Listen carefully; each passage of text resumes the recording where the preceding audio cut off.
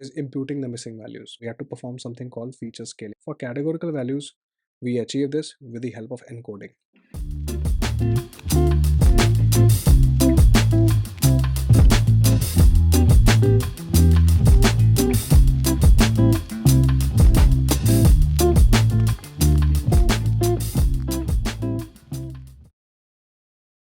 Hi everyone, welcome back to my channel. My name is Anuj and in today's video we will talk about data pre-processing steps that you should always take whenever you're trying to build a machine learning model. Data pre-processing steps are a mandatory part and a very critical part of any machine learning project or a data analysis project. So whenever we get the data, it always has some sort of inconsistencies. It requires some sort of transformation. And only when we do these transformations, then only the data is prepared for model building on any particular task.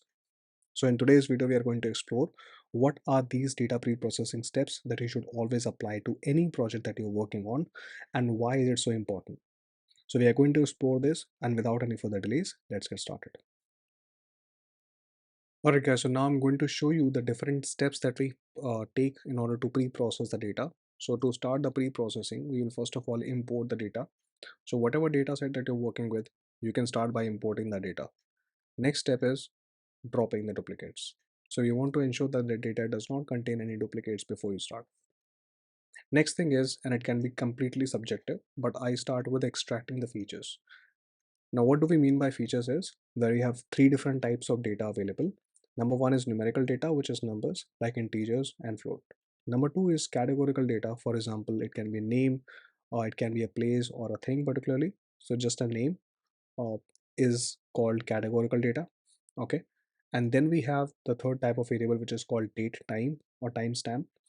So whenever we are working with any kind of data, we want to ensure that the data performs pre-processing, and the pre-processing depends upon the type of variable. That is why we are doing this feature extraction. Now the feature type can be numerical or categorical. Okay, the data can be numerical features or categorical features. So the first thing that we are going to do is we will understand what kind of pre-processing do we have to do on numerical features. Okay, so now we are going to see what are the different types of data pre-processing steps that we apply for numerical features. Number one is imputing the missing values. Now the data might contain some missing values. To replace those missing values, what we have to do is we have to find a method to perform the imputation. The method that we choose, it depends on what type of distribution the data follows. If your data follows a normal distribution, you might want to use the mean value to perform the imputation. If your data, for example, does not follow normal distribution or contains outliers, then you might want to use median value, because medians are robust to outliers while mean is sensitive to outliers. If your data contains outliers or if it does not follow normal distribution, it means your data is skewed. Skewed means it has outliers to the extreme positive or extreme negative side, and that is why if you use just mean value to replace it, your data might not be accurate for model building. Okay, so you want to choose the method accordingly. Once you're done with the uh, imputation, the next step is performing scaling or normalization. Now because machine only understands numerical values, and this is already numerical variable that we are working with, so we do not have to do any kind of encoding here. The number or the data is already in numerical format. But what do we have to do is we have to perform something called feature scaling. Let's understand what is scaling or normalization. Scaling or normalization is basically bringing all your numbers to a same scale. It is called normalization or scaling. Now, why is it important? It is important because if your data contains outliers, for example, if I have numbers can be extremely high or extremely low. Let's talk about a particular data set which contains salary as particular feature. Now, salary can be extremely high for one individual and it can be extremely low for the other individual depending upon variety of factors. Now, if your model contains some extremely high numbers or extremely low numbers, your data or your model will be biased towards a number which is higher. And that is why we do not want the machine learning model to be biased towards a specific class. To avoid this bias, what we do, we have to perform scaling and normalization properly, which brings all the numbers to same scale. What is that number scale? It is between 0 to 1. What are the different techniques available? We have standard scaler or min-max scaler. You can use any technique of your choice. I usually use standard scaler, which brings my values to 0 to 1. I'll show you how it works with the help of a coding demonstration at the end of the video. Please stay tuned. Now, once you are done dealing with the missing values and then performing this normalization, that brings us to the end of the pre-processing for the numerical part. I hope you got the idea. I will also share this graph for you. So whenever you have numerical features, all you want to do is impute the missing values, perform the scaling. Done. Moving on to categorical values. For categorical values, the first step will remain the same, which is imputing the missing values. What changes is, for categorical data, there is no mean or median because there is no average value. So you have to adapt a different technique. That technique is called using a constant value. Constant value can be like not available or missing. Okay, this kind of value will be inserted whenever there is a null value available. So this technique is imputing by a constant value. Okay, now once the first step is completed, now we'll move on to the categorical variable type. So even the categorical variables are two different types of it. Number one, we have nominal variable. So when it comes to nominal variable, these are variables that do not follow any natural order. So for example, if I take a few names, let's suppose Ram, Shyam, and a couple of more names in a class, right? It will not follow a certain order. So for example, I cannot say Ram is better than Shyam or Shyam is better than Ram, something like that, because the kids or the people will have names and they do not follow any natural order. So that is a nominal variable. If I talk about, on the other hand, an ordinal variable, this is a variable that follows a natural order or a rank. For example, if I talk about the months in a year, so January, then February, then March, then April, then May, and so on. You get the idea. So these variables are following a certain order, therefore they are called as ordinal variables. Next, if I tell you, for example, that 2023 comes before 2024, 2024 comes before 2025, and so on. So these variables are following a natural order once again. So these variables are called ordinal variables. Okay, so once you have identified whether it is nominal variable or ordinal, you again will proceed accordingly. Let's suppose the data is nominal variable. Nominal means it does not follow any order. In that case, the technique that you want to use now, depending upon these types of variables, you do not perform any kind of scaling. For categorical data, there is no scaling or normalization required because it's not a number. Because it's not a number, there is no outliers present in the data. So the analysis is absolutely not impacted. But what we want to do is, because the machine will not understand any non-numerical data, we have to convert this categorical data into numbers. How do we do this? We achieve this with the help of encoding. There are two different types of encoding: one hot encoding and label encoding.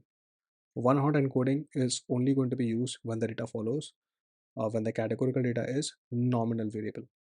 Okay, then we use one hot encoding. What is one hot encoding? So basically, it converts or it creates a matrix wherein all the individual or unique values present in your data becomes the column. I'll show you with the help of the coding so you will get more idea. So when it comes to one hot encoding, I will try to show you some examples. Okay, so let's suppose we have a column called colors, and if we have 1, 2, 3, 4, 5 values. But if we talk about the unique values, we have red, yellow, and green. There are only 3 unique values available. So when you perform one hot encoding, what happens is, for all the unique categories available, it will create those columns. So for red color, it will create one column, yellow, one column, green, one column. Now what happens, whenever the value is red, it will make it as 1. For every other column, it will make it as 0, which is 0 and 0. Similarly for red, again red will be 1, everything else 0. Yellow, yellow will be 1, everything else 0, and same thing follows. So this is called one hot encoding. Now, the challenge or disadvantage with one hot encoding is that for every unique value, it is creating one more column. So imagine when you're working with a large or complex data that has 5,000 unique values or 3,000 unique values, right? Imagine the kind of columns it will create for you, okay? Which will create high dimensional data and it will have its own problems. So we'll discuss in future. But this is the main disadvantage of it. But it is what it is, okay? So we use certain techniques to fix it. But when we are using one hot encoding, there is something that we have to be mindful of, which is called dummy variable trap. What is a dummy variable trap? Let me try and explain. So dummy variable is, for example, because I have three unique values, I could only just work with two columns rather than having three columns. Why? So for example, I want to talk about red color. So red is 1, everything else is 0.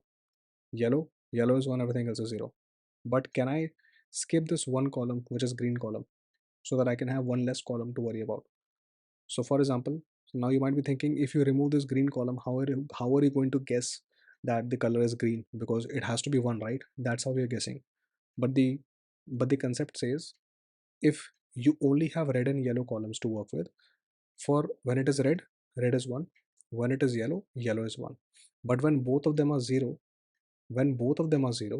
we can already presume that this is green, right? When it's not red, it's not yellow, it has to be green.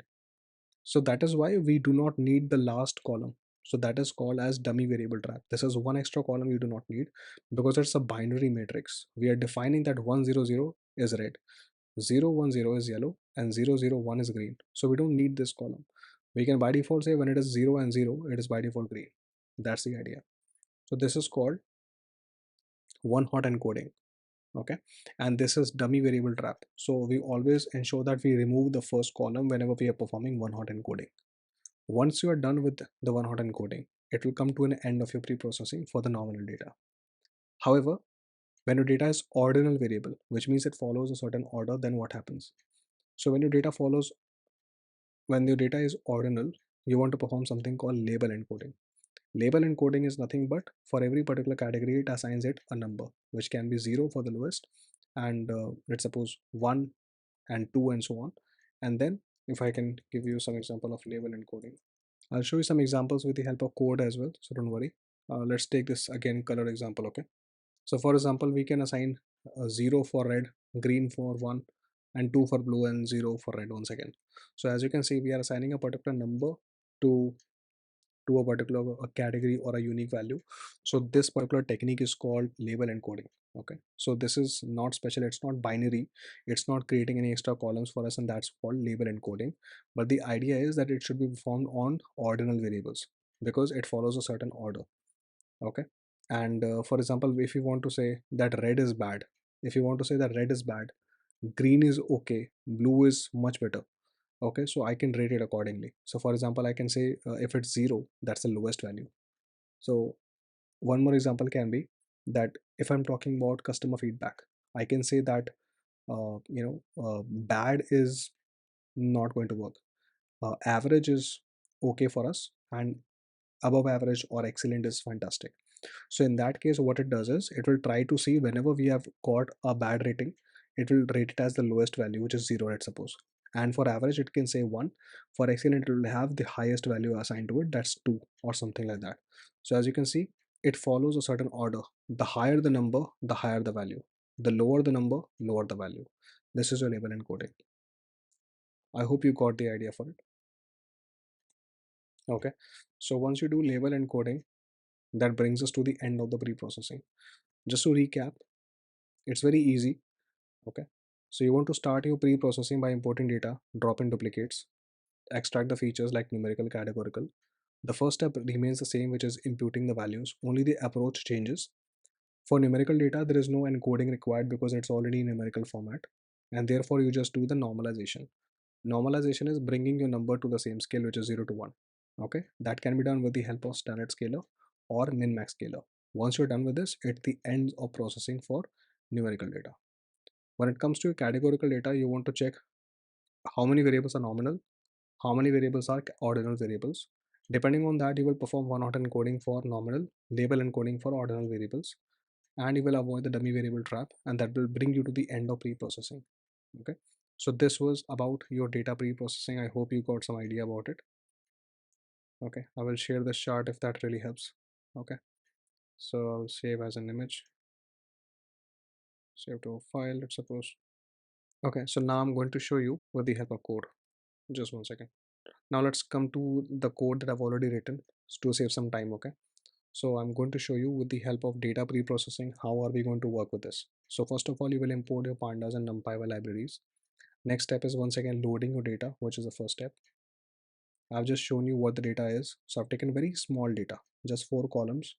uh, so resale data, retail sales, sorry. Once you've imported the data, you have checked the data. Then what you want to do, step number one is extracting features. So you can use something as select underscore d types. So we can basically extract a certain type of feature. So I've extracted integers and floats into numerical features and objects into categorical features. You can also use numpy library to extract the features. That's one of the methods. And now you can see this is one data frame that only contains numbers, one data frame that only contains categories. So categorical features only contains categories, numerical features only contains numbers. Once we are done with extracting features, we come to the first part. Step number one is imputation. For imputation, what we have done is we have we have used sklearn library. There is a module called impute, and we have taken simple imputer. Simple imputer is basically a module that allows you to directly create a variable, and you can define the strategy, and you can just fit it on the numerical features. So what we are doing is we have defined the strategy, we are taking the numerical features, applying this simple imputer to all the numerical features.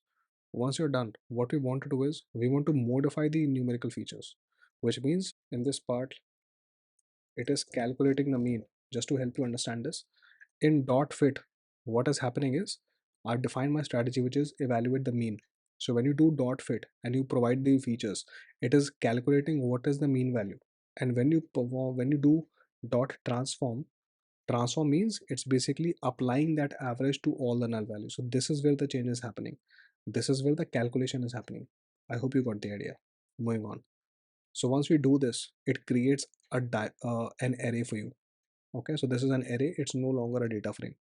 Now moving on, now we move on to the categorical data. Okay, so no okay so we'll work with numerical data once again. So what we are doing is we are defining the simple imputer, and we are directly providing fit underscore transform. So this is one more method. If you don't want to do dot fit and dot transform, what you can do, you can just directly provide fit underscore transform, provide a variable, and then what happens, it calculates the mean and then applies that mean to your imputer variable or numerical feature, sorry, and then it saves it into the numerical features. Step number two is scaling the values. So you take standard scaler, which is again available in sklearn.preprocessing.